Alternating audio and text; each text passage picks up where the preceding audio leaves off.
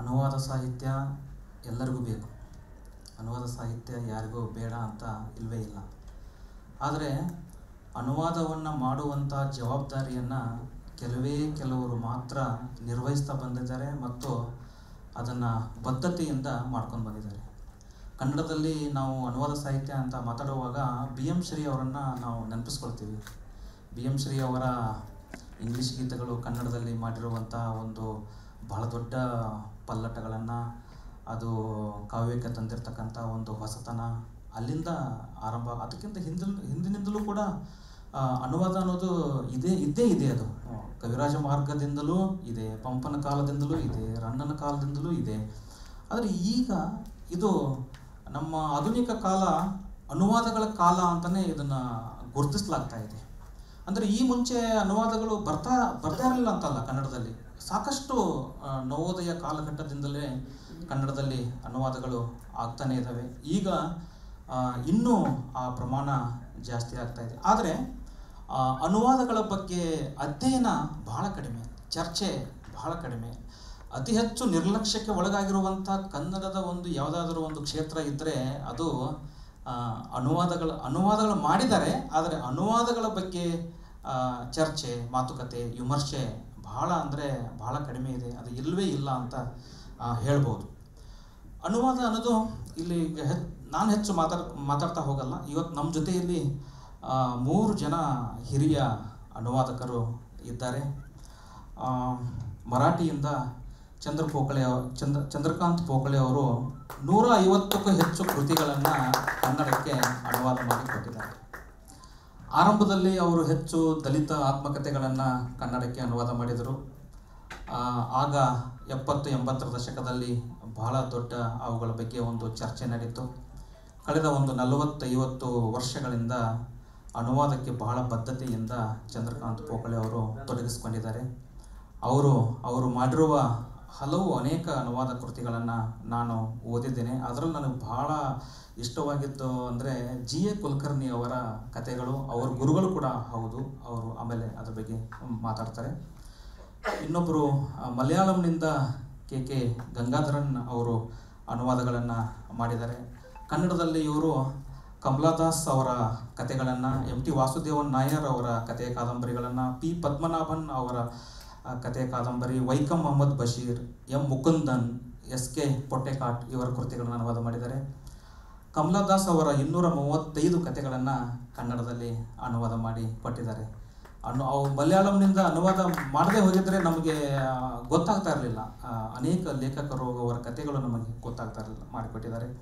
K ನಲ್ಲತಂಬಿ ಅವರು ತಮಿಳಿನಿಂದ ಕನ್ನಡಕ್ಕೆ ಅನುವಾದ ಮಾಡಿದ್ದಾರೆ ಮತ್ತು ಕನ್ನಡದಿಂದ ತಮಿಳಿಗೆ 2 ಬೈಲಿಂಗ್ವಲ್ ಆಗಿ ಅವರು ಅನುವಾದಗಳನ್ನು ಮಾಡ್ತಾ ಬಂದಿದ್ದಾರೆ. ತಮಿಳಿನಿಂದ ಅವರು ಸುಚಿತ್ರಾ ದಾಮೋದರನ್, ಸುಂದರ್ ರಾಮಸ್ವಾಮಿ, ವಿಠಲ್ ರಾವ್, ಪೆರುಮಾಳ್ ಮುರುಗನ್ ಇವರ ಕತೆ ಕಾದಂಬರಿಗಳನ್ನು ತಂದಿದ್ದಾರೆ.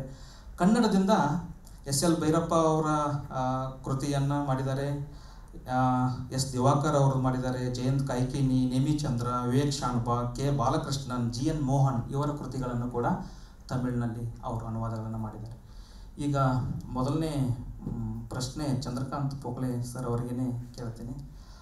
ಸರ್, ಅನುವಾದದಲ್ಲಿ ಆಯ್ಕೆ ಅನ್ನೋದು ಬಹಳ ಮುಖ್ಯವಾಗಿರ್ತಕ್ಕಂಥ ಒಂದು ಸಂಗತಿ. ನಾವು ಯಾರನ್ನ ಅನುವಾದ ಟ್ರಾನ್ಸ್ಲೇಷನ್ ಮಾಡ್ತೀವಿ ಅನ್ನೋದು ನಮ್ಮದೇ ಒಂದು ಆಯ್ಕೆ ಅಂತ ಇರ್ತದೆ, ಒಂದು ಡಿಟರ್ಮಿನೇಷನ್ ಅಂತ ಇದೆ ಅದಕ್ಕೊಂದು.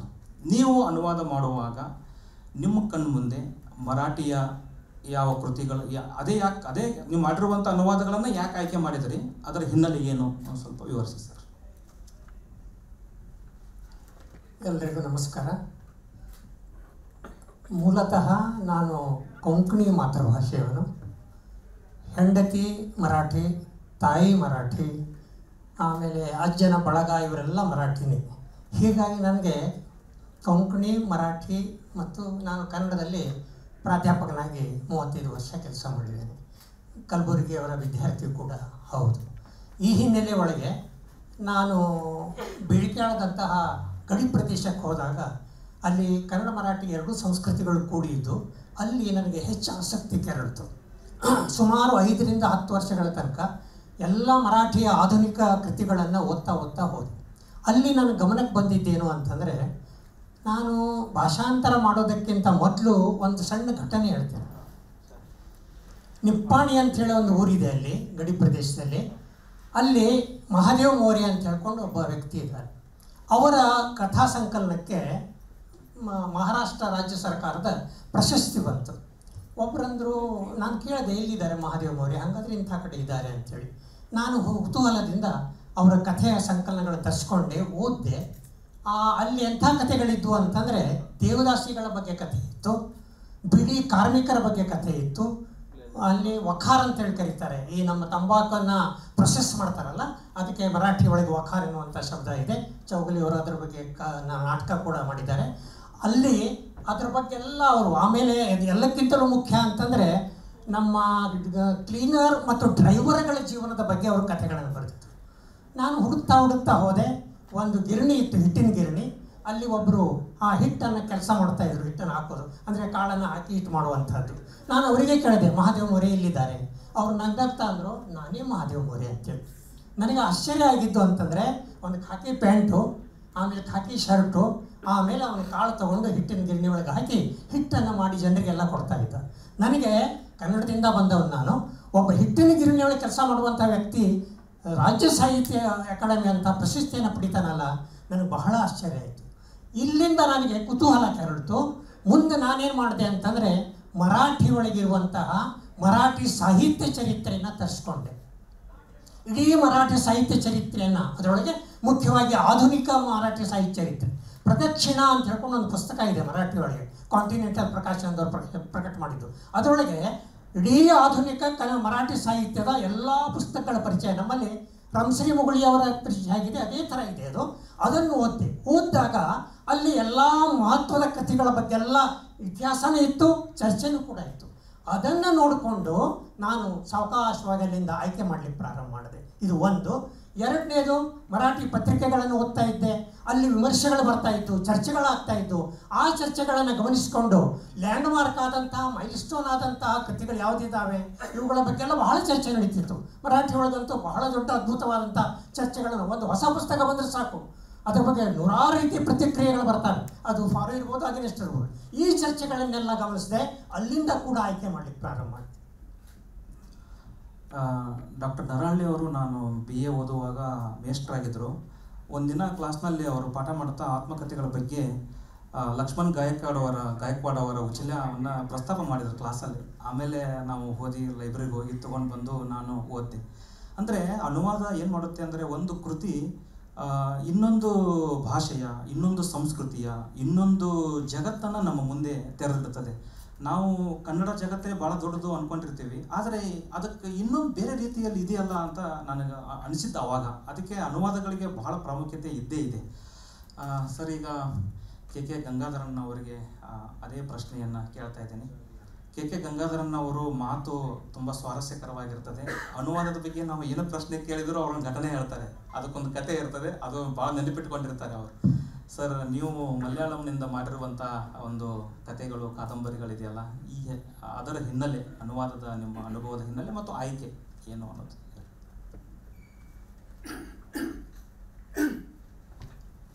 ಎಲ್ಲರಿಗೂ ನಮಸ್ಕಾರ. ತುಂಬ ತಲೆಗಳು, ಕಣ್ಣುಗಳು ನನ್ನ ಕಡೆ ನೋಡುವಾಗ ನನ್ನ ತಲೆಯಲ್ಲಿ ಇರೋದೆಲ್ಲ ಮರ್ತೋಗ್ತಾ ಇದೆ. ಅದೊಂದು ನಾನು ಭಾಷಣಗಾರ ಅಲ್ಲ, ಮತ್ತು ಓದ್ದವನು ಅಲ್ಲ, ತಿಳಿದವನು ಅಲ್ಲ. ನನಗೆ ಚೆನ್ನಾಗಿ ಗೊತ್ತಿರೋದು ಒಂದೇ, ನನಗೇನು ಗೊತ್ತಿಲ್ಲ ಅನ್ನೋದು. ಅದು ಬಿಟ್ಟರೆ ಇನ್ನೇನು ಗೊತ್ತಿಲ್ಲ ನನಗೆ. ನನ್ನ ಅನುವಾದ ಪ್ರಾರಂಭ ಆಗಿದೆ 1978ರಲ್ಲಿ. ಅದು ಕೂಡ ನಾನು ಹುಟ್ಟಿದ್ದು ಕಾಸರಗೋಡಿನ ಒಂದು ಹಳ್ಳಿಯಲ್ಲಿ, ಬೆಳೆದಿದ್ದು ಸೋಮಾರಪೇಟೆ ತಾಲೂಕಿನ ಕಬ್ಬಿಣ ಸೇತುವೆ ಎಂಬ ಊರಲ್ಲಿ. ಅದರಿಂದ ನನಗೆ ಸಾಹಿತ್ಯ, ಆವಾಗ ಕೊಡಗಿನಲ್ಲಿ ಸಾಹಿತ್ಯ ಇರಲಿಲ್ಲ. ಆವಾಗ ಶಕ್ತಿಯಿಂದ ಒಂದು ಪೇಪರ್ ಇದೆ, ಅಲ್ಲಿ ಶಕ್ತಿಗೆ ಬರೀತಾ ಇದ್ದೆ ನಾನು. ಶಕ್ತಿಗೆ ಸ್ವಂತ ಕತೆ, ಕವನ, ಚುಟುಕುಗಳೆಲ್ಲ ಬರೀತಾ ಇದ್ದೆ. ಹಾಗೆ ಬೆಳೀತಾ ನಾನು ಒಂದು ಪ್ರೈವೇಟ್ ಕಂಪ್ನಿಯಲ್ಲಿ ಕೆಲಸ ಹಾಸನದಲ್ಲಿ ಸೇರಿದೆ. ಅಲ್ಲಿಂದ ರೈಲ್ವೆ ಮಿಲ್ ಸರ್ವಿಸ್ಗೆ ಸೇರಿದೆ. ರೈಲ್ವೆ ಮಿಲ್ ಸರ್ವಿಸ್ನಲ್ಲಿ ಮೈಸೂರಿಗೆ ಟ್ರಾನ್ಸ್ಫರ್ ಆಗಿ ಬಂದಾಗ EMS ನಂಬೂದಿರಿಪಾಡ್ರವರ ಮಲಯಾಳಂ ಕೃತಿಗಳನ್ನ ಕನ್ನಡಕ್ಕೆ ತರ್ಜಮೆ ಮಾಡಿ ಅಂತೇಳಿ ಆವಾಗ ಒಡನಾಡಿ ನಾರಾಯಣ, HG ಸಣ್ಣಗುಡ್ಡಯ್ಯ, ಈಗ ಒಂದಷ್ಟು ಜನ ಎಲ್ಲ ಸ್ವಲ್ಪ ಎಡಗಡೆ ವಾಲುವರು ಇದ್ದರು. ಅವ್ರು ಹೇಳಿದ್ರು, ನೀವು ಯಾವ್ಯಾರು ಮಾಡಿದ್ದು ಮಾಡ್ಕೊಂಡು, ನಾನೇ ಮನೆ ಓದಲಿಕ್ಕೆ ಮಾತ್ರ ಬರ್ತದೆ ನನಗೆ, ಅಷ್ಟು ಸಾಹಿತ್ಯಿಕವಾಗಿ ಏನೂ ಗೊತ್ತಿಲ್ಲ ಅಂತ. ಇಲ್ಲ ನೀವು ಹೇಗಾದ್ರೂ ಮಾಡಿಕೊಡ್ಬೇಕು ಅಂದರು. ಸರಿ ಕಷ್ಟ ಆಗುತ್ತೆ ನನಗೆ ಅಂತೇಳಿ ಒಂದು ಹೇಗೋ ಮಾಡಿಕೊಟ್ಟೆ. ಆಮೇಲೆ ಪ್ರತಿ ಶನಿವಾರ ಭಾನುವಾರ ಅದನ್ನು ರಿಪೇರ್ ಮಾಡೋ ಕೆಲಸ, ಆ ಲೇಖನವನ್ನು ರಿಪೇರ್ ಮಾಡೋದು. ಆವಾಗ ಈ ಒಡನಾಡಿ ಪತ್ರಿಕೆ ಪ್ರತಿ ತಿಂಗಳು EMS ಒಂದು ಲೇಖನ ಹೋಗ್ತಾಯಿತ್ತು. ಅವಾಗ ಇದನ್ನು ರಿಪೇರ್ ಮಾಡೋ ಕೆಲಸ ಒಡನಾಡಿ ನಾರಾಯಣ, ಬಹುಶಃ ಮೈಸೂರಿನವರಿಗೆ ಹಿಂದಿನವ್ರಿಗೆ ಗೊತ್ತಾಗ್ತದೆ. ಆಮೇಲೆ ಲಿಂಗದೇವರ ಹಳೆಮನೆ ಅಂತ ಒಬ್ಬರಿದ್ರು. ಆಮೇಲೆ ಸಿರಿಮನೆ ನಾಗರಾಜ್ ನಕ್ಸಲೈಟ್ ಇದಕ್ಕೆ ಇದ್ದವರು, ಆವಾಗ ನಮ್ಮ RMS ಅಲ್ಲಿದ್ದವರು. ಆಮೇಲೆ B ಗಂಗಾಧರ ಮೂರ್ತಿ, ಇವರೆಲ್ಲ ಸೇರಿ ನಾವು ಆ ಮನೇಲಿ ಕೂತ್ಕೊಂಡು ಒಂದು ದಿವಸ ಇಡೀ ಚರ್ಚೆ ಮಾಡಿ ಅದನ್ನು ಸರಿ ಮಾಡ್ತಾಯಿದ್ವಿ. ಅದು ನಿಜವಾದ ನನ್ನ ಲೇಖನ ಎಲ್ಲ ನನ್ನ ಹೆಸರು ಬರ್ತಾಯಿತ್ತು. ಅದನ್ನು ಓದ್ದವರು ನನ್ನ ಹತ್ರ ಬರ್ತಾಯಿದ್ರು. RMS ಬಂದುಬಿಟ್ಟು ಅಲ್ಲೂ ಅನಂತಮೂರ್ತಿ, ದೇವನೂರ ಮಾದೇವರೆಲ್ಲ ಬಂದುಬಿಟ್ಟು ನಿಮ್ಮ ಲೇಖನ ಬಹಳ ಚೆನ್ನಾಗಿದೆ. ನನಗೆ ತುಂಬ ಮುಜುಗರಾಗೋದು, ನಂದಲ್ಲ ಅದು ಆ್ಯಕ್ಚುಲಿ. ಅವರು ರಿಪೇರಿ ಮಾಡಿ ಕೊಟ್ಟಂಥ ಯಾರ್ದೋ ಮಗು ಆಯಿತು. ಅದಾದಮೇಲೆ ಆಮೇಲೆ ಅವರು ಈ ಲೇಖನಗಳು ಬರೆಯೋದು ಅವ್ರು ಬಂದಾಗ, ನಾರಾಯಣ ಮತ್ತು ಇವರೆಲ್ಲ ಬಂದಾಗ ನಾನು ಟಾಯ್ಲೆಟ್ಗೆ ಹೋಗ್ಬಿಟ್ಟಿದ್ದೆ, ಭಯ ಇವರು ಅನುವಾದ ಮಾಡಿಸ್ತಾನೆ ಅಂತೇಳಿ. ಅದಕ್ಕೆ ನಾನು ಹಾಗೆ ತಪ್ಪಿಸ್ಕೊಂಡು ಆದರೂ ಕೂಡ ಬಿಡ್ತಾ ಇರಲಿಲ್ಲ. ಹೇಗ ರಾತ್ರಿ ಮನೆಗೆ ಬರೋರು ಹಾಗೆ ನಾನು ಒಂದು 5-6 ಲೇಖನ 8 ಲೇಖನ ಬರೆದೆ. ಹಾಗೆ ನನ್ನ ಇದು ಆರಂಭಿಕವಾಗಿ ನನ್ನ ಅನುವಾದ ಶುರುವಾಯಿತು.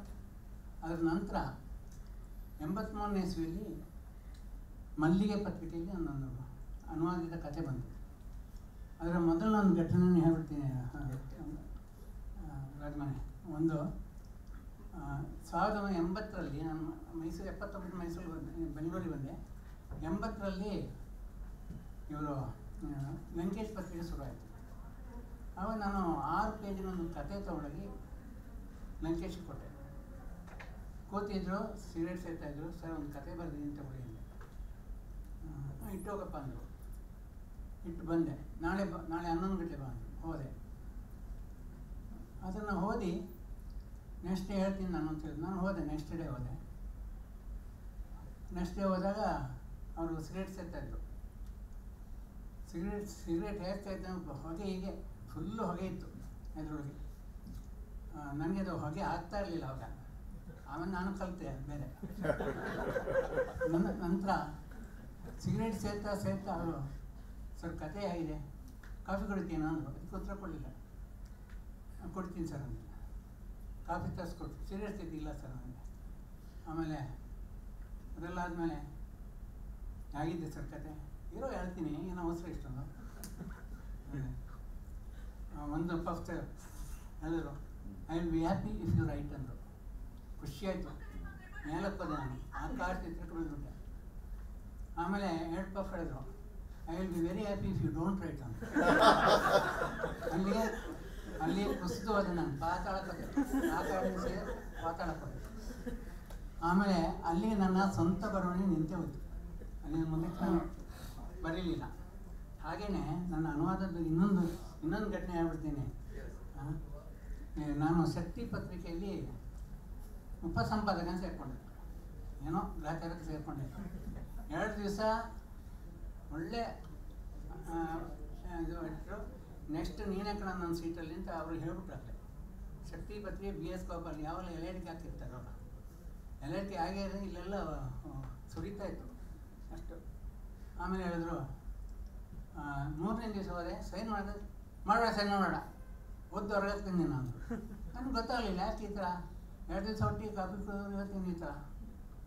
ಆಮೇಲೆ ನಾನು, ಸರಿ ಏನು ಸರ್ ಏನು ಅಂತ ಕೇಳಬೇಡ, ಹೊರಗೆ ಹೋಗಿ ನೀನು ಫಸ್ಟ್ ಹೋಗು, 15 ರೂಪಾಯಿ ತಗೋ, 5 ರೂಪಾಯಿ ಸಂಬಳ ದಿವಸಕ್ಕೆ. 15 ನಾನು ಜೋಬಳ ಹಾಕ್ಬಿಟ್ಟು ಫಸ್ಟ್ ಹೊರಡಿನಿಂದ ನಾನು ಮುಂದೆ ನಿಂತ್ಕೊಬೇಡ ಅಂದರು.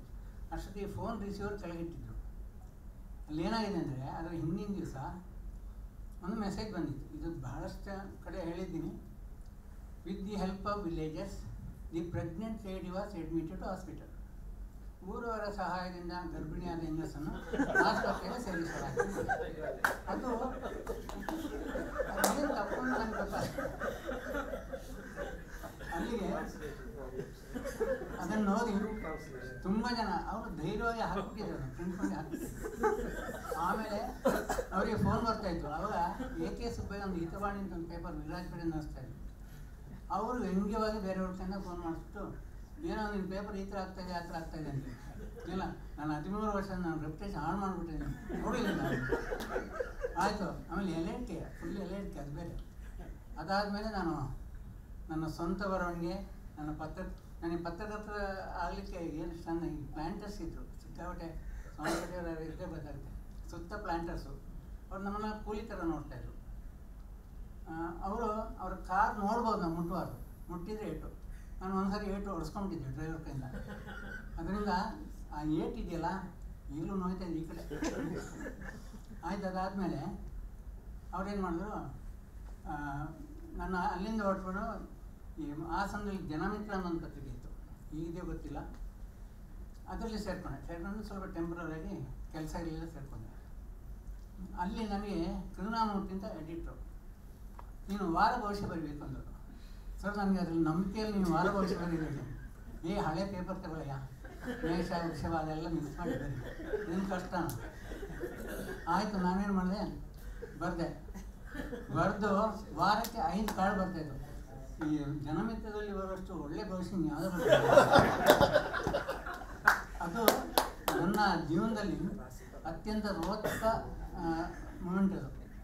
ಈಗ ನನ್ನ ಅನುವಾದ ಇವೆಲ್ಲ ಅನುವಾದ ಶುರು ಆಯಿತು. ಈಗ ಸರ್ ಮಾತಾಡಿದ್ರಲ್ಲಿ ಏನು ಅನುವಾದ ತೊಡಕಿದ್ದೆ ಅನ್ನೋದು ನಾನು ಆಮೇಲೆ ಬರ್ತೀನಿ ಆ ಪ್ರಶ್ನೆಗೆ. ಈಗ ತಮಿಳಿನಿಂದ ಕನ್ನಡಕ್ಕೆ ಕೃತಿಗಳನ್ನು ಅನುವಾದ ಮಾಡಿರುವ ನಲ್ಲತಂಬಿಯವರು ನಿನ್ನೆ ಮಾತಾಡುವಾಗ ರಿಟೈರ್ಡ್ ಆದಮೇಲೆ ಹೆಚ್ಚು ಅನುವಾದಗಳನ್ನು ಮಾಡಿದೆ ಅಂತ ಹೇಳಿದರು. ಅದು ತಮಿಳಿನಿಂದ ಅನುವಾದ ಮಾಡಲಿಕ್ಕೆ ಏನು ಪ್ರೇರಣೆ ಮತ್ತು ಕಾರಣ, ಅದನ್ನು ತಿಳಿಸಿ. ಎಲ್ರಿಗೂ ನಮಸ್ಕಾರ.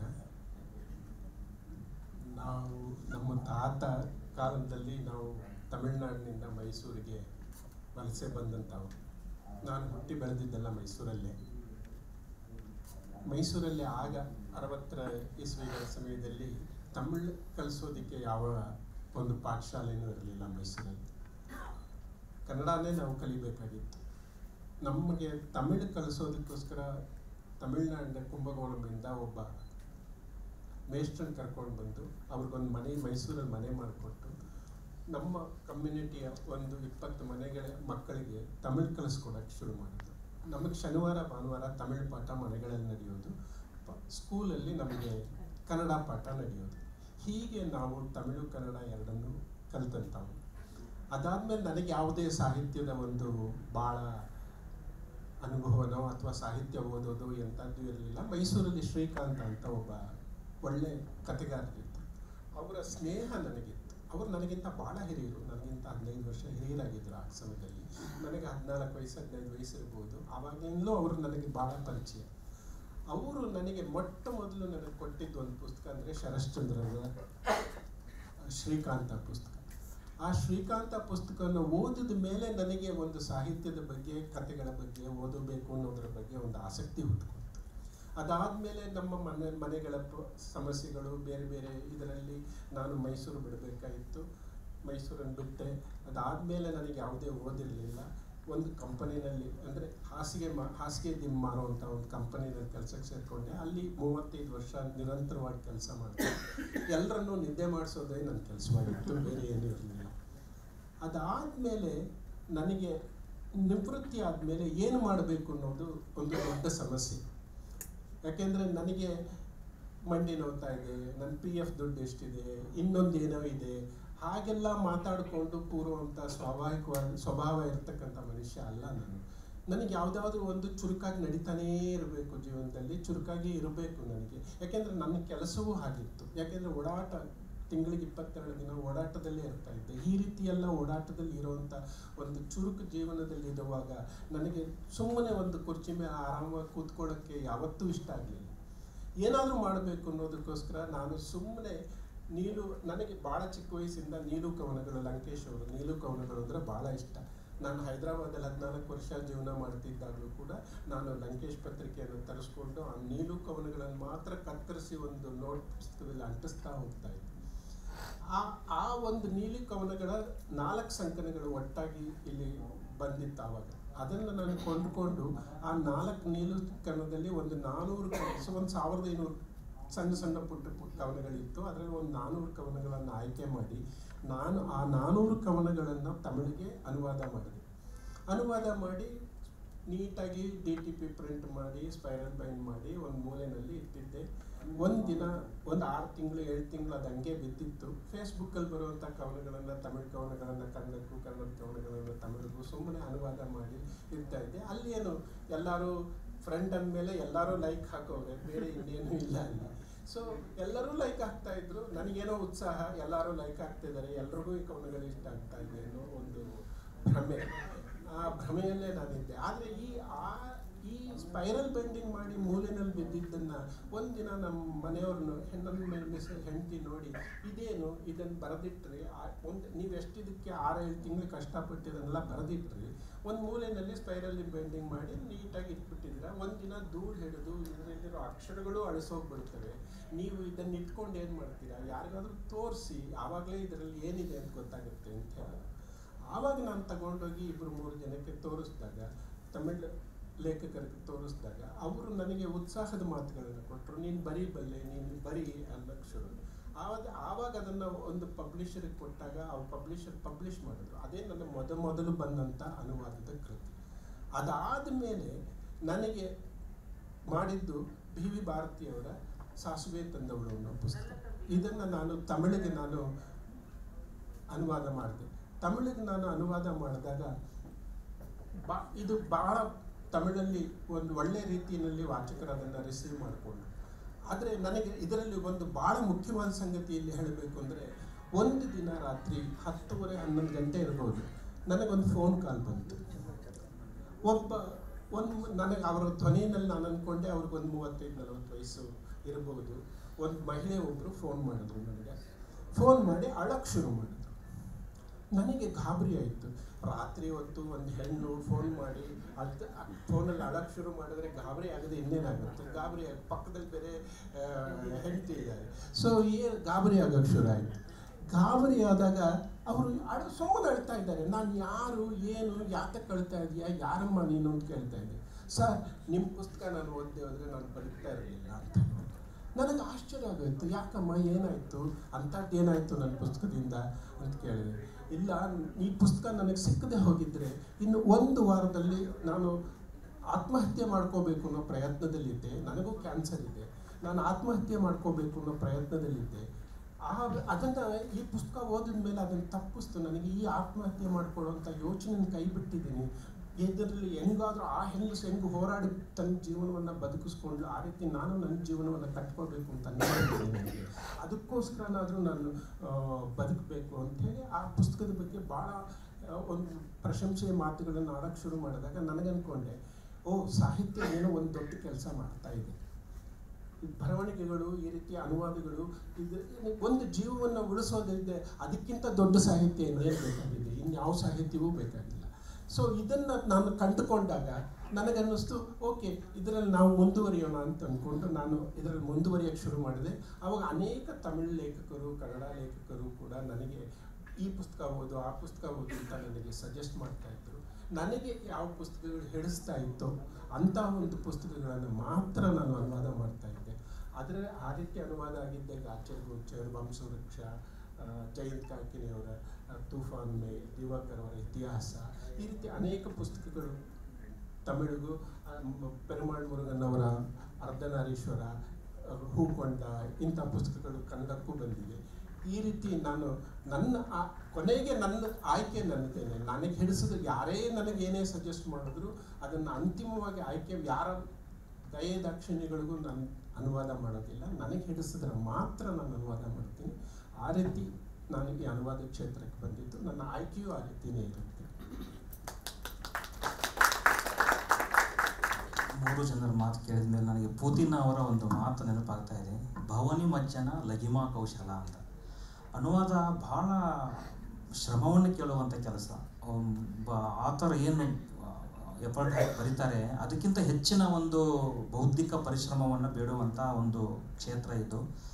ಹಾಗಾಗಿ ಅನುವಾದ ಭವನಿ ಮಜ್ಜನ ಅಂದ್ರೆ ಒಳಗಡೆ ಮುಳುಗಬೇಕಾಗತ್ತೆ, ಆಳವಾಗಿ ಮುಳುಗಬೇಕಾಗತ್ತೆ. ಶಬ್ದಶಃ ಅರ್ಥ ಟ್ರಾನ್ಸ್ಲೇಟ್ ಮಾಡಿದರೆ ಏನು ಸಮಸ್ಯೆ ಆಗುತ್ತೆ ಅನ್ನೋದು ಗಂಗಾಧರನ್ ಸರ್ ಹೇಳಿದರು. ಈಗ ಅಲ್ಲಿಗೆ ಮುಖ್ಯವಾದ ಪ್ರಶ್ನೆಗೆ ಬರ್ತೀನಿ. ಈಗ ಚಂದ್ರಕಾಂತ್ ಪೋಕಳೆ ಸರ್ ಅವರಿಗೆ, ಸರ್ ಮರಾಠಿಯಿಂದ ಕೊಂಕಣಿ ಮಾತೃಭಾಷೆ ಅಂತ ಹೇಳಿದ್ರಿ, ಆಮೇಲೆ ನೀವು ಮರಾಠಿಯಿಂದ ಕೃತಿಯನ್ನು ಕನ್ನಡಕ್ಕೆ ಅನುವಾದ ಮಾಡಬೇಕಾದ್ರೆ ನೀವು ಯಾವ ರೀತಿಯ ಒಂದು ಸಮಸ್ಯೆಗಳನ್ನು ಎದುರಿಸಿದಿರಿ, ಮತ್ತು ಅದನ್ನು ಹೆಂಗೆ ಸಾಲ್ವ್ ಮಾಡ್ಕೊಂಡ್ರಿ ಅನ್ನೋ ಪ್ರಶ್ನೆ. ಮೂಲತಃ ನಾನು ಬಿ ಎದೊಳಗಿದ್ದಾಗ ಹಿಂದಿಯನ್ನು ಮೈನರ್ ಆಗಿ ತಗೊಂಡಿದ್ದೆ. ಹೀಗಾಗಿ ದೇವನಾಗರಿ ಲಿಪಿ ಗೊತ್ತಾಯಿತು. ಕನ್ನಡ ಲಿಪಿ ಅಂತೂ ಇದ್ದೇ ಇದೆ, ತೆಲುಗು ಲಿಪಿಯನ್ನು, ಕನ್ನಡ ಆಮೇಲೆ ದೇವನಾಗರಿ ಲಿಪಿ. ಅದರ ಜೊತೆಗೆ ನಾನು ಮುಖ್ಯವಾಗಿ ಹೈಸ್ಕೂಲ್ದೊಳಗಿದ್ದಾಗ ಸಂಸ್ಕೃತ ಅಧ್ಯಯನ ಮಾಡಿದ್ದೆ. ಸಂಸ್ಕೃತ ಮತ್ತು ಇಲ್ಲಿ ದೇವನಾಗರಿ ಲಿಪಿ, ಈ ಎರಡೂ ಕಾರಣದಿಂದಾಗಿ ಲಿಪಿ ಸಮಸ್ಯೆ ಬರಲಿಲ್ಲ ನನಗೆ, ಮರಾಠಿ ಲಿಪಿ ಸಮಸ್ಯೆ ಬರಲಿಲ್ಲ. ಮುಂದೆ ಆ ಲಿಪಿ ಸಮಸ್ಯೆ ಹೋಗೋದ್ರಿಂದ ಆಸಕ್ತಿ ಬೆಳೀತಾ ಹೋಯಿತು.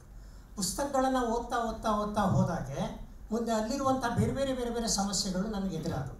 ಮೊದಲನೇ ಸಮಸ್ಯೆ, ಬಹಳ ದೊಡ್ಡ ಸಮಸ್ಯೆ ಅಂದರೆ, ನಮಗೆ ಗೊತ್ತಿರುವಂಥ ಮರಾಠಿ ಅಂತಂದರೆ ಗಡಿ ಪ್ರದೇಶದ ಮರಾಠಿ, ಬಹಳ ಅಂತಂದರೆ ಬೆಳಗಾವಿ ಮರಾಠಿ ಅನ್ಬೋದು, ಕೊಲ್ಲಾಪುರ ಅಥವಾ ಸಾಂಗ್ಲಿ ಮಿರಜ್ ಮರಾಠಿ ಅನ್ಬೋದು.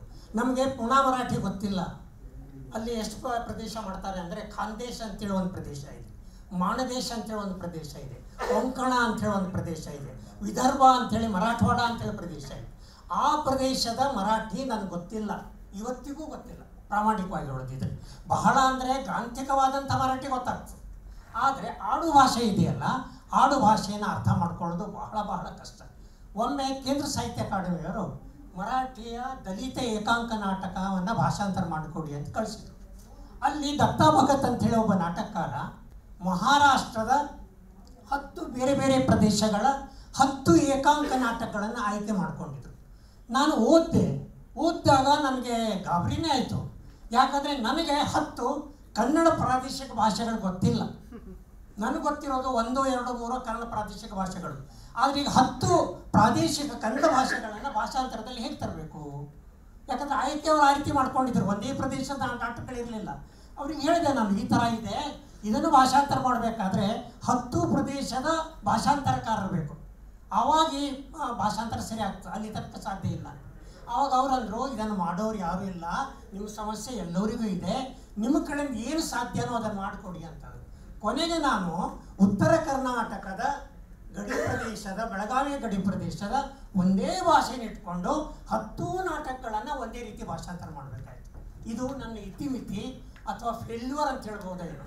ಬಹುಶಃ ಅನುವಾದಕನಾಗಿ ಒಬ್ಬ ಮನುಷ್ಯ ಎಲ್ಲಿ ಫೇಲ್ ಆಗ್ತಾನೆ ಅನ್ನೋದರ ಒಂದು ಕಾರಣ.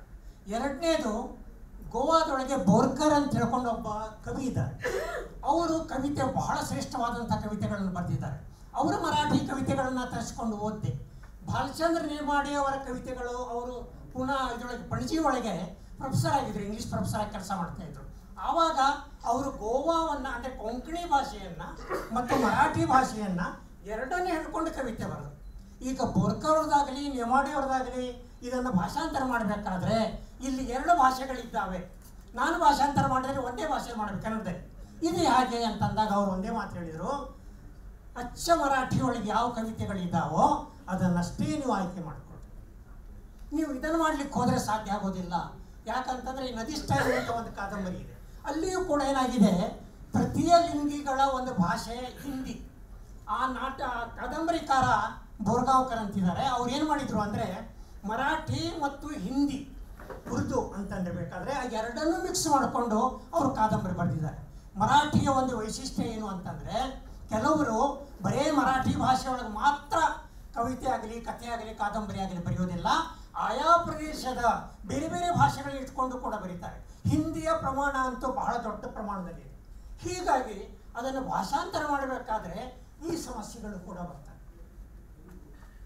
ನನಗೆ ನೀವು ಮಾತಾಡಿದ ಮೇಲೆ ಒಂದು ನೆನಪಾಯ್ತು. ಏನಂದರೆ, ದೇವನೂರು ಮಹಾದೇವ ಅವರು ಕುಸುಮಬಾಲೆ ಬರೆದಾಗ ಕನ್ನಡಕ್ಕೆ ಅನುವಾದ ಮಾಡಬೇಕು ಅನ್ನುವಂಥ ಮಾತುಗಳು ಬಂತು.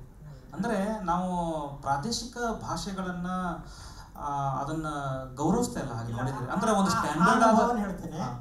ನನಗೆ ಮತ್ತು ಚೌಗಲಿ ಅವರಿಗೆ ದೇವನೂರು ಮಹಾದೇವ ಅವರು ಫೋನ್ ಮಾಡಿ ಹೇಳಿದರು, ಕುಸುಮಬಾಲೆ ಮರಾಠಿ ಭಾಷಾಂತರ ಆಗಬೇಕು ಅಂತ, ನೀವು ಒಂದು ಸ್ವಲ್ಪ ಸಹಾಯ ಮಾಡಿ, ಅಂಥವ್ರು ಯಾರಿದ್ದಾರೆ ನೋಡ್ರಿ ಅಂತಂದರು. ನನಗೆ ನೆನಪಾಗಿದ್ದು ಚಂಪಾವರೇ ಹೇಳಿದ್ರು ಇದನ್ನು ಕನ್ನಡ ಭಾಷಾಂತರ ಮಾಡಬೇಕು ಅಂತ. ಯಾವುದು ಕುಸುಮಬಾಲೆ ಅನ್ನೋದನ್ನು ಕನ್ನಡ ಭಾಷಾಂತರ ಮಾಡಿರಿ ಅಂತೇಳಿ ಚಂಪಾ ಅವರು ಒಂದು ಮಾತು ಹೇಳಿದ್ದು ನೆನಪಿತ್ತು. ಅದಕ್ಕಾಗಿ ನಾನು ಹೇಳಿದೆ ಸರ್ ಇದು ಯಾವ ಮರಾಠಿ ಭಾಷಿಗರಿಗೂ ಅರ್ಥ ಆಗೋದಿಲ್ಲ ಅಂತಂದೆ. ಅವಾಗ ಒಂದು ಹಯಾಮಿಡಿಯ ಏನು ತೆಗೆದ್ವಿ ಅಂತಂದರೆ ಬಸವರಾಜು ಅವರು ಅದನ್ನು ರೂಪಾಂತರ ಮಾಡಿದಾರಲ್ಲ, ಅದನ್ನು ಆಧಾರವಾಗಿಟ್ಕೊಂಡು ಮುಂದೆ ಭಾಷಾಂತರ ಮಾಡ್ಲಿಕ್ಕೆ ಹೇಳಿದ್ವಿ. ಒಂದು ನಾಲ್ಕು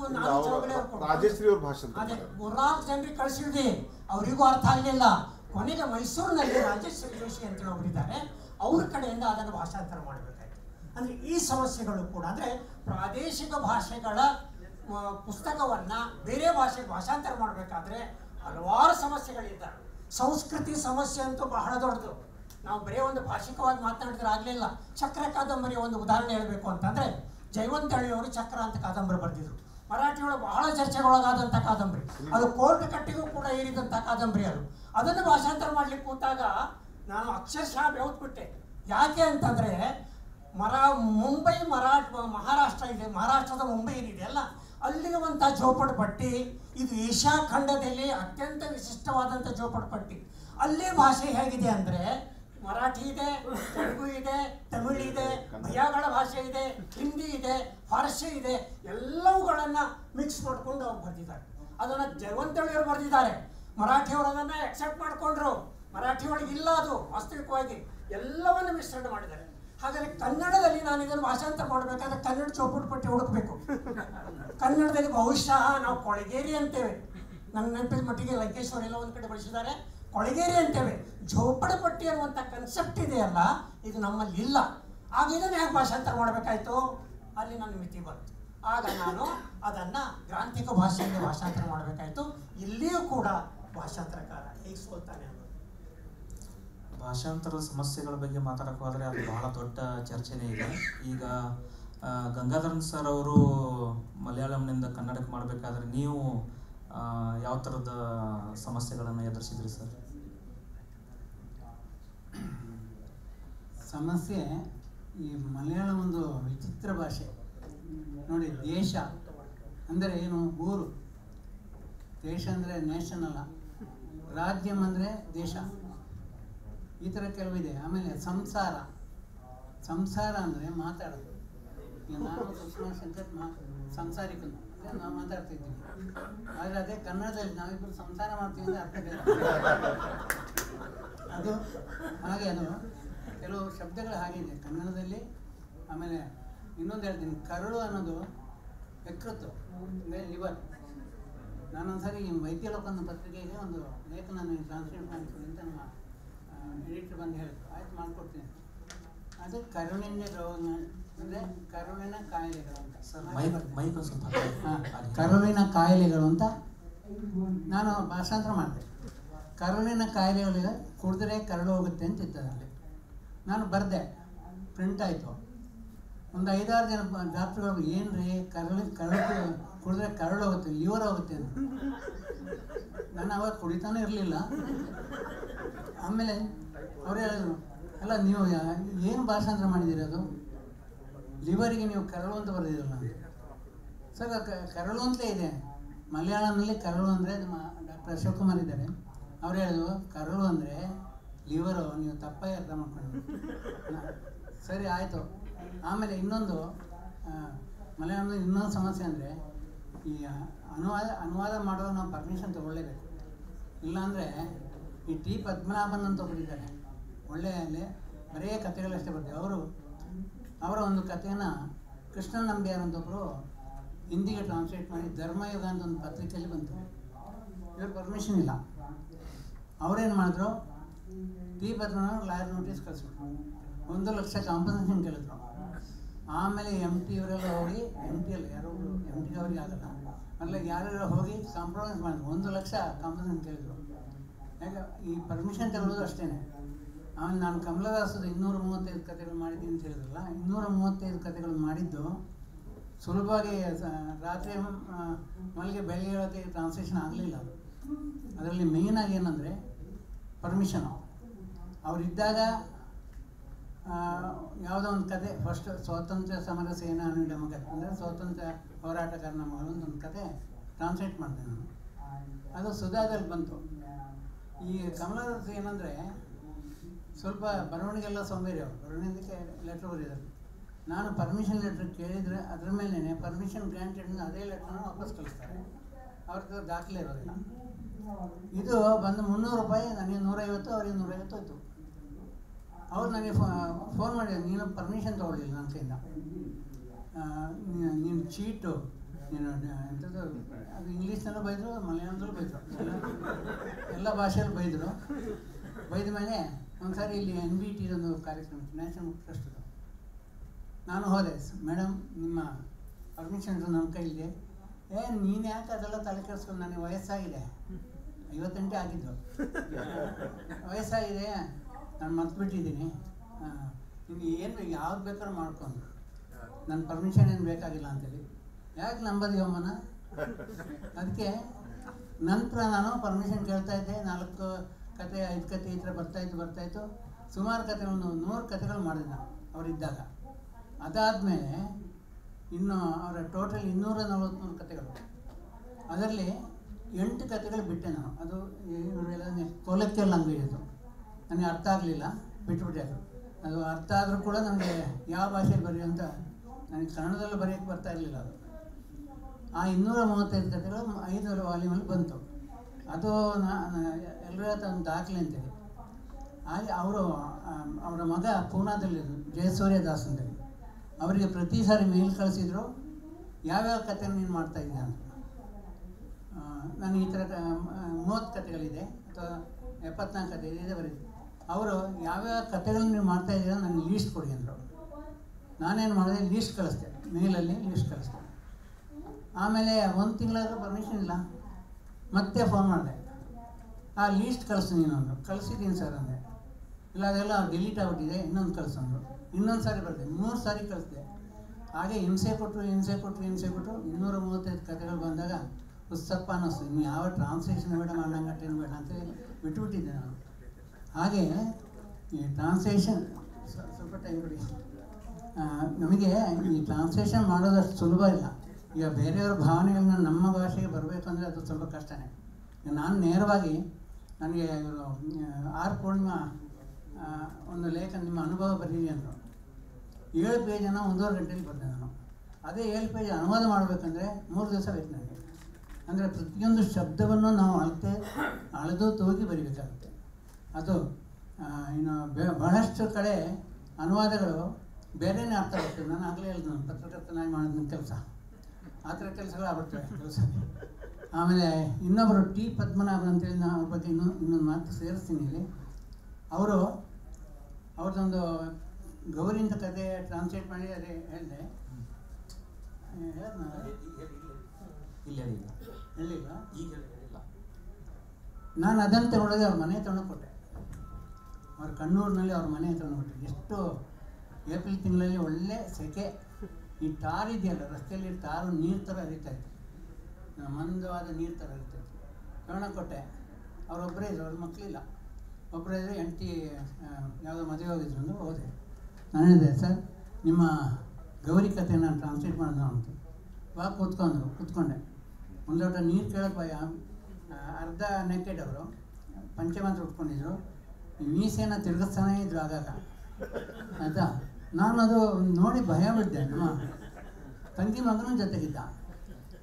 ಅವನು ಹೋಗೋಣ ಮಾಮ ಹೋಗೋಣ, ಅವ್ರು ಏನೋ ಬಿಡ್ತಾರೆ. ಅದಕ್ಕೆ ತಕ್ಕನಾಗ ಏನಾಯಿತು, ಗೌರಿ ಕನ್ನಡದ್ದು, ಗೌರಿ ಮಲಯಾಳಂದು ಇಟ್ಟರು ಟೇಬಲ್ ಮೇಲೆ, ಟೀಪಾಯ್ ಮೇಲೆ ಇಟ್ಟರು. ಒಳಗಡೆ ಹೋದ್ರು, ದೊಡ್ಡ ಸ್ಕೇಲ್ ತಂದರು.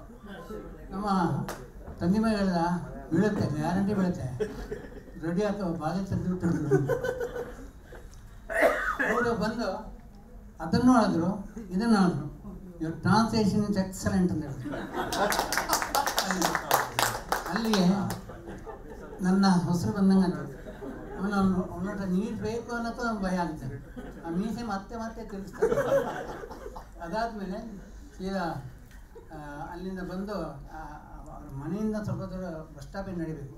ಯಾವುದೊಂದು ಕಾಕಾ ಹೋಟ್ಲಿತ್ತು, ಅಲ್ಲಿ ಹೋಗ್ಬಿಟ್ಟು ಚೆನ್ನಾಗಿ ನೀರು ಸೋಡಾ ಏನೇನು ಸಿಗ್ತಾಯಿಲ್ಲ ಕುಡಿದ್ಬಿಟ್ಟು ಊಟ ಮಾಡಿ ಬಂದೆ. ಅದನ್ನು ನಾನು ಯಾಕೆ ಹೇಳ್ತಾ ಇದ್ದೀನಿ ಅಂದರೆ, ಈ ಕೆಲವರಿಗೆ ನಮ್ಮ ಮಲಯಾಳಂ ಲೇಖಕರಲ್ಲಿ ಹಲವರಿಗೆ ಅವರ ಅವರ ಒರಿಜಿನಲ್ ರೈಟಿಂಗಿಂದ ನಾವು ದುಡ್ಡು ಮಾಡ್ತೀವಿ ಅಂತ ಒಂದು ಭಾವನೆ ಕೆಲವರಿಗೆ. ಕೆಲವರು ನೋಡಿ, ಕಮಲದಾಸ್ ಮೊದಲನೇ ಕತೆ ಸರ್ ಓಕೆ, ಟೈಮ್ ಹೋಗ್ತಾ ಇದೆ. ಒಂದು ನಿಮಿಷ ಇದೆ. ಅವ್ರು ಕೇಳಿದ್ದು 45,000 15 ಕತೆಗೆ 40 ಗೌರಿ ಲಂಕೇಶ್ ತಂದಿರೋ ಪುಸ್ತಕನ ಓಕೆ ಸರ್. ಗಂಗಾಧರನ್ ಸರ್ ಹತ್ರ ಭಾಳ ಸಾಕಿದೆ, ಆಮೇಲೆ ಮಾತಾಡ್ಬೋದು, ಚರ್ಚೆ ಮಾಡ್ಬೋದು. ಇಟಾಲಿಯನ್ ಭಾಷೆದು ಒಂದು ಗಾದೆ ಮಾತಿದೆ, ಟ್ರಾನ್ಸ್ಲೇಟರ್ಸ್ ಆರ್ ಟ್ರೇಟರ್ಸ್ ಅಂತ. ಅಂದರೆ ಅನುವಾದಕರು, ಭಾಷಾಂತರಕಾರರು ಕೊಲೆಗಡಕರು ಅಂತ. ಅವ್ರು ಕೊಲ್ತಾರೆ, ಭಾಷೆನ ಕೊಲ್ತಾರೆ. ಆದರೂ ಕೂಡ ಅನುವಾದ ನಮಗೆ ಬೇಕೇ ಬೇಕು. ಅನುವಾದ ಹೊಸ ಲೋಕವನ್ನು ತೆರೆದುಕೊಡ್ತದೆ, ಅದು ಸಂಸ್ಕೃತಿಗಳನ್ನು ಒಂದು ಕನೆಕ್ಟ್ ಮಾಡ್ತದೆ. ಸಮಸ್ಯೆಗಳಂತೂ ಇದ್ದೇ ಇದೆ. ಸರ್, ನಿನ್ನೆ ನಲ್ತಂಬಿ ಸರ್ ಜೊತೆ ಮಾತಾಡುವಾಗ ನೀವು ಒಂದು ಮಾತು ಹೇಳಿದ್ರಿ ನನಗೆ, ಏನಂದರೆ ಅನುವಾದಕರಿಗೆ ಸ್ವಾತಂತ್ರ್ಯ ಇಲ್ಲ. ಅಂದರೆ ಆ ಮೂಲ ಲೇಖಕನ ಮನಸ್ಸನ್ನ ಇಟ್ಕೊಂಡು ನೀವು ಮಾತು ಹೇಳಿದ್ರಿ, ಮೂಲ ಲೇಖಕನಿಗಿರುವಷ್ಟು ಸ್ವಾತಂತ್ರ್ಯ ಅನುವಾದಕರಿಗೆ ಇಲ್ಲ ಅಂತ. ಆದರೆ ನೀವು ಹೇಳಿದ್ರಿ ಗಾಚರ್ ಗೋಚರನ್ನು ತಮಿಳಿಗೆ ಅನುವಾದ ಮಾಡಿದಾಗ ಅಲ್ಲಿ ಭಾಳ ಚೆನ್ನಾಗಿ ರಿಸೀವ್ ಮಾಡಿದ್ದಾರೆ, ಅಲ್ಲಿ 2-3 ಪ್ರಿಂಟ್ ಬಂದಿದೆ ಪುಸ್ತಕ ಅಂತಲೂ ಹೇಳಿದ್ರಿ. ಯಾವ ಥರದ ಸ್ವಾತಂತ್ರ್ಯ ಇದೆ ಮತ್ತು ನೀವು ಎಷ್ಟು ಸ್ವಾತಂತ್ರ್ಯ ತಗೊಳ್ತೀರಾ ಅನುವಾದ ಮಾಡುವಾಗ? ಸ್ವಂತ ಕೃತಿ ರಚನೆ ಕೇಳಿಸ್ತಾ ಇದೀವಿ. ಸ್ವಂತ ಕೃತಿ ರಚನೆ ಮಾಡೋ ಲೇಖಕನಿಗೆ ಭಾಳ ಸ್ವಾತಂತ್ರ್ಯ ಇರುತ್ತೆ. ಅವನು ತನ್ನ ಕಲ್ಪನೆಗೆ, ತನ್ನ ಭಾವನೆಗಳನ್ನು ಅವನ ಇಚ್ಛೆಗೆ ತಕ್ಕಂತೆ ಅಲ್ಲಿ ವ್ಯಕ್ತಪಡಿಸ್ಬೋದು. ರೂಪಾಂತರ ಮಾಡೋರಿಗೆ ಸ್ವಲ್ಪ ಮಟ್ಟಿಗಾದರೂ ಸ್ವಾತಂತ್ರ್ಯ ಇರುತ್ತೆ. ಅವರ ಸ್ಥಳ, ಹೆಸರು, ಜಾಗ ಮತ್ತು ಘಟನೆಗಳನ್ನು ಕೂಡ ಕೆಲವರು ತಮ್ಮ ನೆಲಕ್ಕೆ ತಕ್ಕಂತೆ ಅದನ್ನು ಬದಲಾಯಿಸಿಕೊಂಡು ಬರೆಯುವಂಥ ಸ್ವಾತಂತ್ರ್ಯ ಸ್ವಲ್ಪ ಮಟ್ಟಿಗಿರುತ್ತೆ. ಆದರೆ ಲೇಖಕನಿಗೆ ಈ ಭಾಷಾಂತಕಾರನಿಗೆ, ಅನುವಾದಕನಿಗೆ ಯಾವ ಥರದ ಸ್ವಾತಂತ್ರ್ಯವೂ ಇರೋದಿಲ್ಲ. ಅವನು ಮೂಲದಲ್ಲಿ ಇರೋದ್ರಲ್ಲಿ ಯಾವುದನ್ನು ಹೆಚ್ಚಾಗೂ ಸೇರ್ಸೋಕ್ಕಾಗೋದಿಲ್ಲ, ಮೂಲದಲ್ಲಿ ಇರೋದ್ರಲ್ಲಿ ಯಾವುದನ್ನು ಬಿಡೋದಕ್ಕೂ ಸಾಧ್ಯ ಇಲ್ಲ. He can't add or he can't delete. ಅವರು ಎಲ್ಲಿ ಮೂಲದಲ್ಲಿ ಏನಿದೆಯೋ ಅದನ್ನು ಮಾತ್ರ ನೀವು ಹೇಳಬೇಕಾಗುತ್ತೆ. ಆದರೆ ಮೂಲದಲ್ಲಿ ಇರೋದನ್ನು ಇನ್ನೂ ಅಂದವಾಗಿ, ಚಂದವಾಗಿ ಹೇಳುವಂಥ ಅವಕಾಶಗಳಿರುತ್ತೆ. ಅದನ್ನು ಅವನು ಗುರುತಿಸಿ ಬಳಸ್ಕೋಬೇಕಾಗುತ್ತೆ. ನೋಡಿ, ಮತ್ತೆ ಅಲ್ಲಿ ಇನ್ನೊಂದು ಸಾಮಾನ್ಯವಾಗಿ ಬರುವಂಥ ಸಮಸ್ಯೆ ಏನು ಅಂದರೆ, ಭಾಳ ಸಾಂಸ್ಕೃತಿಕವಾದಂಥ ಕೆಲವಾರು ಸಂಗತಿಗಳನ್ನು ಬರೆಯೋಕ್ಕೆ ಹೋಗುವಾಗ ಆ ಪ್ರದೇಶದಲ್ಲಿರತಕ್ಕಂಥ ಸಾಂಸ್ಕೃತಿಕ ಸಂಗತಿಗಳು ಇನ್ನೊಂದು ನಾನು ಉದ್ದಿಷ್ಟ ಭಾಷೆಗೆ ತಗೊಂಡೋಗುವಾಗ ಅಲ್ಲಿ ಇರೋದಿಲ್ಲ. ಇವಾಗ ಪೊಂಗಲ್ ಅಂತ ತಮಿಳಲ್ಲಿ ಒಂದು ಆಚರಣೆ ಇದೆ. ಅದನ್ನು ನಾವು ಪೊಂಗಲ್ ಅಂತ ಆಚರಣೆಯನ್ನು ನಾನು ಕನ್ನಡದಲ್ಲಿ ಬರೀ ಪೊಂಗಲ್ ಅಂತ ನಾನು ಬರೆದು ಬಿಟ್ರೆ ಎಲ್ರಿಗೂ ಗೊತ್ತಿರುವಂಥದ್ದು ಬೆಳಗ್ಗೆ ತಿಂಡಿ ತಿನ್ನುವಂಥ ಪೊಂಗಲ್ ಅನ್ನೋದು ಮಾತ್ರ ಗೊತ್ತಿದೆಯೇ ಹೊರತು ಪೊಂಗಲ್ ಅನ್ನೋದು ಅದಲ್ಲ. ತಮಿಳರ ಪ್ರಕಾರ ಪೊಂಗಲ್ ಅನ್ನೋದು ಒಂದು ಆಚರಣೆ. ಆ ಆಚರಣೆಯಲ್ಲಿ ನಾವು ಪೊಂಗಲ್ ಮಾಡ್ತೀವಿ, ಆದರೆ ಆ ಪೊಂಗಲ್ಗೂ ಇಲ್ಲಿ ಮಾಡುವಂಥ ಪೊಂಗಲ್ಗೂ ಭಾಳ ವ್ಯತ್ಯಾಸ ಇದೆ. ಅದನ್ನು ಮನೆಯ ಮುಂಭಾಗದಲ್ಲೋ, ಸಂಕ್ರಾಂತಿ ಹಬ್ಬದ ಸಮಯದಲ್ಲಿ ಮನೆಯ ಮುಂಭಾಗದಲ್ಲೋ ಅಥವಾ ಮನೆಯ ಹಿತ್ತಲಿನಲ್ಲೋ ಅಡುಗೆ ಮಾಡಬೇಕಾಗುತ್ತೆ. ಅದಕ್ಕೆ ಹೊಸ ಅಕ್ಕಿನೇ ಬೇಕಾಗುತ್ತೆ. ಹಳೆ ಅಕ್ಕಿನ ತಗೊಂಡು ನಾವು ಅಡುಗೆ ಮಾಡೋಕ್ಕೆ ಸಾಧ್ಯ ಇಲ್ಲ. ಹೊಸ ಅಕ್ಕಿನೇ ತಗೋಬೇಕು. ಆ ಹೊಸ ಅಕ್ಕಿನ ತೊಳೆಯಬೇಕು. ಆ ತೊಳೆದ ನೀರನ್ನು ಬಿಂದಿಗೆಗೆ ಹಾಕಿ ಹಾಲಿನ ಥರ ಮೊದಲು ಉಕ್ಕಿಸ್ಬೇಕು. ಆ ಹಾಲು ಉಕ್ಕುವಾಗ ಅದಕ್ಕೆ ಶಕುನಗಳನ್ನು ನೋಡ್ತಾರೆ, ಅವ್ರು ಯಾವ ದಿಕ್ಕಲ್ಲಿ ಅದು ಉಕ್ಕ ಬರುತ್ತೆ ಅಂತೇಳಿ. ಅದು ಒಳ್ಳೆಯ ಶಕನವೋ ಕೆಟ್ಟ ಶಕನವೋ ಅನ್ನೋದನ್ನು ಅಲ್ಲಿ ಸೂಚಿಸುತ್ತೆ. ಅದಾದಮೇಲೆ ಆ ಹಾಲು ಉಕ್ಕ ಬಂದ ಮೇಲೆ ಅದಕ್ಕೆ ಹೊಸ ಅಕ್ಕಿಯನ್ನು ಹಾಕ್ತಾರೆ. ಆ ಹೊಸ ಅಕ್ಕಿ ಬೇಯೋದು ಮುದ್ದೆ ಥರ ಬೇಯುತ್ತೆ. ಇದು ಇದನ್ನು ನಾನು ಯಾಕೆ ಹೇಳ್ತಾ ಇದ್ದೀನಿ ಅಂದರೆ, ಒಂದು ದಿನ ನಾನು ಸಂಕ್ರಾಂತಿ ಹಬ್ಬಕ್ಕೆ ನನ್ನ ಬಾಲ್ಯ ಸ್ನೇಹಿತನನ್ನು ಮನೆಗೆ ಕರ್ಕೊಂಡೋದೆ. ಊಟ ಎಲ್ಲ ಆದಮೇಲೆ ಹೊರಗಡೆ ಅವನ್ನ ಬೀಳ್ಕೊಡೋಕೆ ಬಂದಾಗ ಅವನು ನನ್ನ ಒಂದು ಮಾತು ಕೇಳಿದ, ಏನಪ್ಪ ನಿಮ್ಮ ಅಮ್ಮನಿಗೆ ಅನ್ನ ಬೇಯಿಸಕ್ಕೆ ಬರೋದಿಲ್ವ ಅಂತ ಕೇಳಿದೆ. ನಾನು ಯಾತಕ್ಕೆ ಅಂತ ಕೇಳಿದೆ. ಇಲ್ಲ, ಇಷ್ಟು ಮುದ್ದಿಯಾಗಿ ಬೇಯಿಸಿದಾರಲ್ಲ ಅನ್ನ ಅಂತ. ನಾನಂದೆ, ಇವತ್ತು ಸಂಕ್ರಾಂತಿ ಹಬ್ಬ, ಸೊ ಈ ಸಂಕ್ರಾಂತಿ ಹಬ್ಬದಲ್ಲಿ ನಮ್ಮ ಅಣ್ಣ ಹಿಂಗೆ ಬೇಯಿಸ್ತಾರೆ, ಹೊಸ ಅಕ್ಕಿ, ಅದಕ್ಕೋಸ್ಕರ ಹಿಂಗೆ ಬೇಯ್ತಾರೆ. ಅಂದರೆ ಎಷ್ಟು ಸಾಂಸ್ಕೃತಿಕವಾದಂಥ ವ್ಯತ್ಯಾಸಗಳಿದೆ ಇಲ್ಲಿ. ಅದನ್ನು ನಾನು ಹೇಳಬೇಕಾಗತ್ತೆ. ಅದಕ್ಕೋಸ್ಕರ ನಾನು ಅರ್ಧನಾರೀಶ್ವರ ಬರೆಯುವಾಗ ಒಂದು ಅರ್ಧ ಪುಟದಷ್ಟು ಇದಕ್ಕೊಂದು ಫುಟ್ ನೋಟ್ ಹಾಕಬೇಕಾಗುತ್ತೆ. ಇದಂತ ಅದೇ ಥರ ಕನ್ನಡದಿಂದ ತಮಿಳಿಗೆ ಹಳ್ಳ ಬಂತು ಹಳ್ಳ ಮಾಡುವಾಗ ಜುನಕ ಅಂತಾರೆ, ಕರದಂಟು ಅಂತಾರೆ. ಇದನ್ನೆಲ್ಲ ನಾನು ಬ್ರಾಕೆಟ್ನಲ್ಲಿ ಅದು ಏನು ಅನ್ನೋ ಒಂದು ಸಣ್ಣ ನೋಟನ್ನು ಹಾಕ್ತಾ ಇದ್ದೆ. ಯಾಕೆಂದರೆ ಓದುವವರಿಗೆ ಅದು ಏನು ಅಂತ ಅರ್ಥವಾಗಬೇಕು. ಯಾಕೆಂದರೆ ಇದೆಲ್ಲ ಅಲ್ಲಿಲ್ಲ, ತಮಿಳಲ್ಲಿಲ್ಲ, ಅದು ಸ್ವಲ್ಪ ಅರ್ಥ ಮಾಡ್ಕೋಬೇಕು. ಇದನ್ನೆಲ್ಲ ನಾನು ಹೇಳಬೇಕಾಗುತ್ತೆ. ಮತ್ತು ಕೆಲವಾರು ಸಮಯದಲ್ಲಿ ಏನಾಗುತ್ತೆ, ನಾಣ್ಣುಡಿಗಳು ಇದನ್ನೆಲ್ಲ ಹೇಳುವಾಗ ಇವಾಗ ಒಂದು ಊರವ್ರ ದುಡ್ಡು ಎಲ್ಲಮ್ಮನ ಜಾತ್ರೆ ಅಂತ ಕನ್ನಡದಲ್ಲಿ ನಾವು ಹೇಳಿಬಿಡ್ತೀವಿ. ಆದರೆ ತಮಿಳಲ್ಲಿ ಅದಕ್ಕೆ ಸಮಾನವಾದಂಥ ಒಂದು ನಾಣ್ಣುಡಿಯನ್ನು ನಾನು ಹುಡುಕಬೇಕಾಗುತ್ತೆ.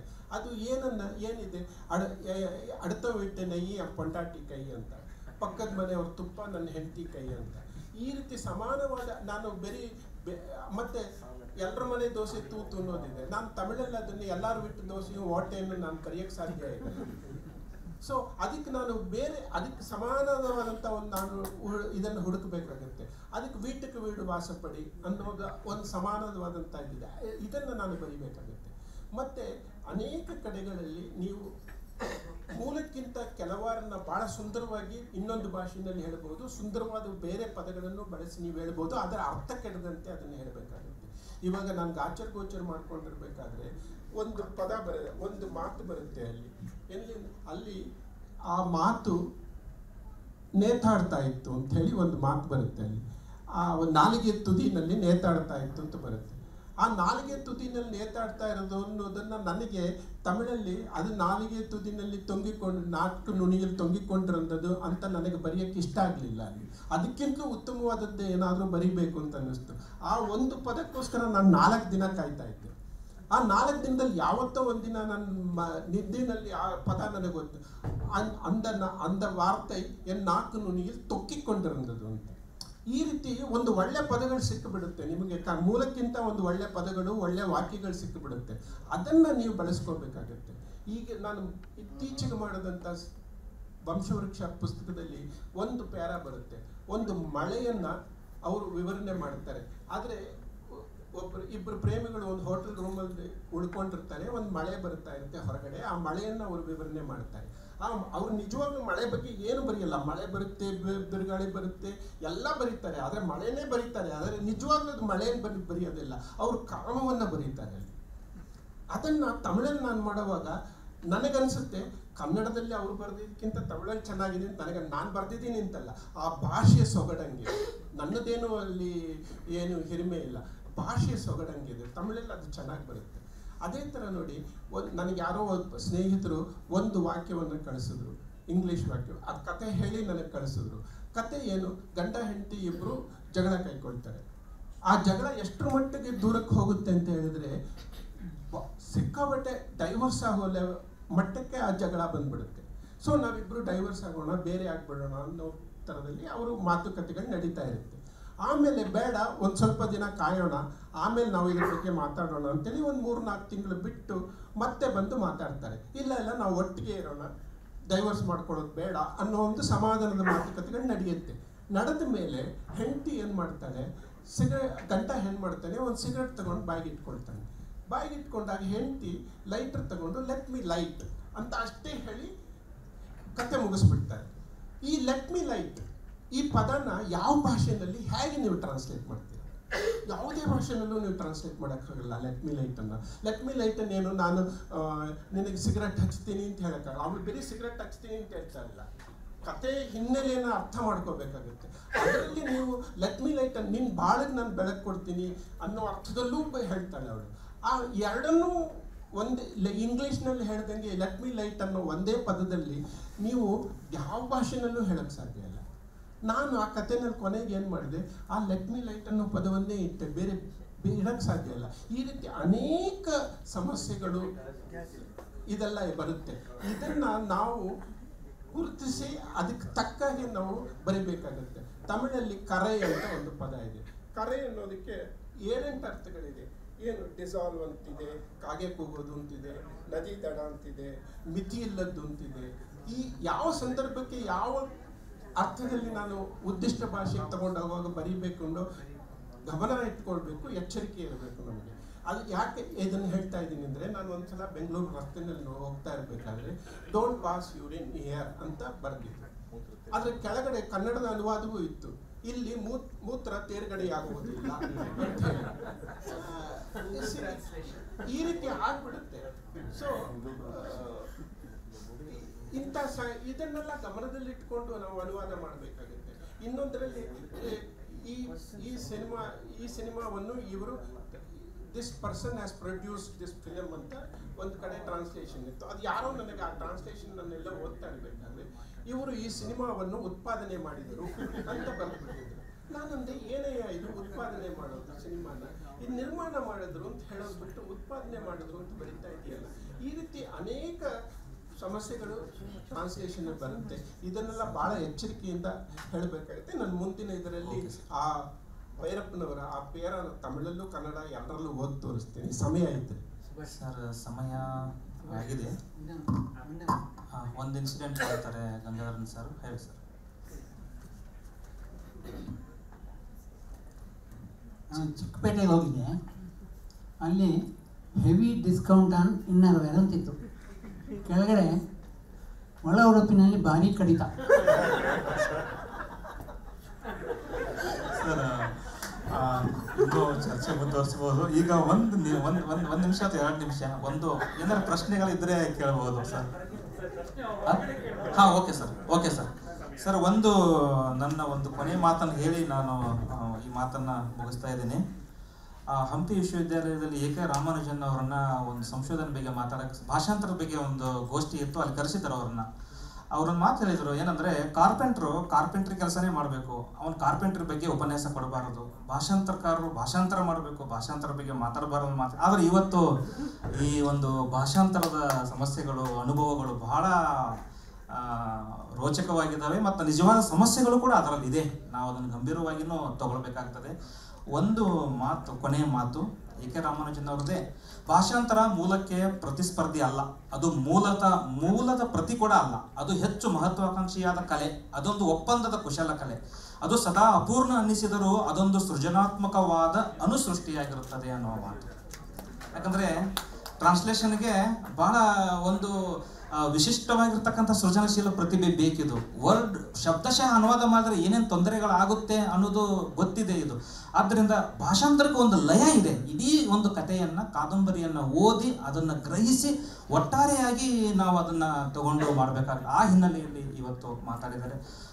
ಗಂಗಾಧರನ್ ಸರ್ ಅವರಿಗೆ, ಚಂದ್ರಕಾಂತ್ ಪೋಕ್ಳೆ ಸರ್ ಅವರಿಗೆ ಮತ್ತು ಕೆ ನಲತಂಬಿ ಸರ್ ಅವರಿಗೆ ಧನ್ಯವಾದಗಳು. ಬುಕ್ ಆಯೋಜನೆ ಮಾಡಲಿಕ್ಕೆ ಅವಕಾಶ ಮಾಡಿಕೊಟ್ಟಿರ್ತಕ್ಕಂಥ ಬುಕ್ ಭ್ರಮದವರಿಗೂ ಕೂಡ ವಂದನೆಗಳು. ಧನ್ಯವಾದ.